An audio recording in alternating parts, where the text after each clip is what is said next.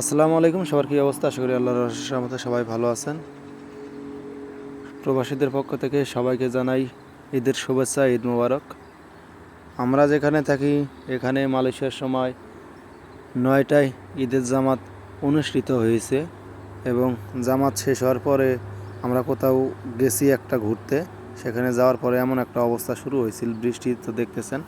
তো যাই হোক, এখন আর কি যে জায়গাটায় আমরা নামাজ পড়তেছি এই জায়গাটায় আমাদের বাংলাদেশি মসজিদ যে আছে সেই মসজিদের সংগঠন অনুযায়ী এখানে নামাজ পড়ার একটা জায়গা তৈরি করা হয়েছে। আসলে বাংলাদেশে দেখা যায় যে এক এক জায়গায় এক একটা ঈদগাহ মাঠ থাকে, কিন্তু মালয়েশিয়ায় এরকম ঈদগাহ মাঠ খুবই কম। কারণ ঈদগাহ মাঠ আছে কোথায় আছে? যেখানে এই দেশের স্থানীয় মসজিদ আছে সেই মসজিদের সাথে বা মসজিদের পাশে বা মসজিদের ভেতরে এই রকম আর কি সিস্টেম করা হয়।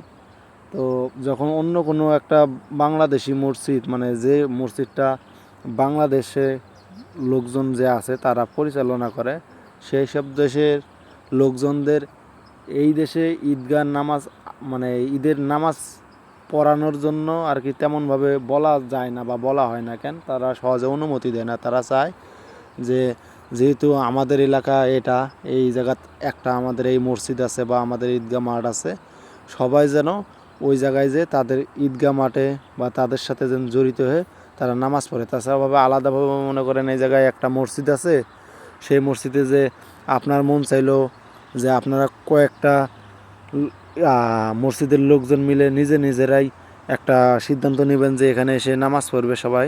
তো এমন সিস্টেম খুব করা কঠিন। আপনি করতে পারবেন, যেমন মনে করেন যে আমাদের এই মসজিদটা আছে, এই মসজিদটা যে এই দেশের স্থানীয় বড় মসজিদ আছে, সেই মসজিদের যে সংগঠনের লোকগুলো ছিল মালায়ু, তাদের কাছ থেকে অনুমতি সাপেক্ষে তারপরে আমরা এই জায়গায় কোনো কিছু একটা করতে পারছি। তো ভাই, বিদেশের ঈদ এইরকমভাবে ঈদের যে নামাজ, সেই নামাজ আমরা আদায় করতেছি। এখনও নামাজ শুরু হয় নাই, আমরা একটু বক্তব্য শুনতেছি।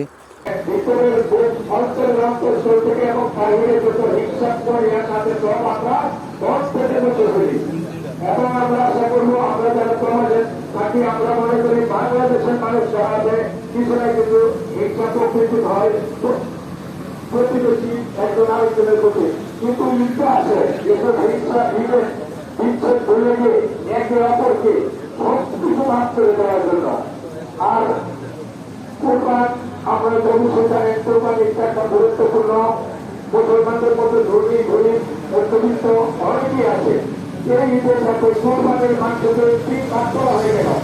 তারা আমাদের অত্যন্ত গরিব মানুষ আছে, তারা বছরের মাংস খাইতে পারে না, যার জন্য আমাদের ইসলাম কোরবানকে সত্যের মধ্যে ভাগ করে দিয়েছে। আপনাদের বাড়ির আশেপাশে যারা গরিব মানুষ আছে, আমি আশা করি আপনারা আমার শেষে প্রত্যেকে ফেল করবেন।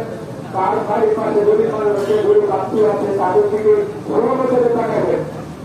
যদি সর্বদলে আমরা তাকাইতে না করি তাহলে কোরবানির কোনো মূল্য আমাদের থাকবে না।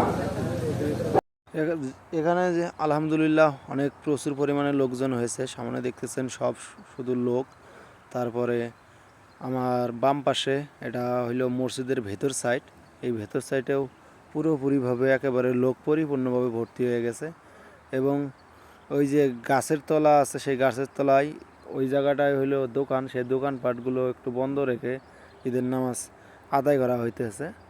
তো ভাই, বিদেশ বাড়ির ঈদ আর কেমন কি সমাচার? নামাজ কালাম পরে যাইতেছি এক জায়গায়, যে হালকা পাতলা বন্ধু বান্ধব টাউন আসবে, একটু টার্কেটে যাওয়ার পরে দেখি মার্কেট থেকে এসে তো রান্না বান্না আছে, খাওয়া দাওয়া আছে, বাড়িতে কথাবার্তা বলা টলা লাগবে, এছাড়া তো আর কোনো কিছু না। তো যাওয়ার পরে মনে করেন এমন অবস্থা, এমন বৃষ্টি ধরছে, সেই বৃষ্টি শুরু আছে শেষ নেই।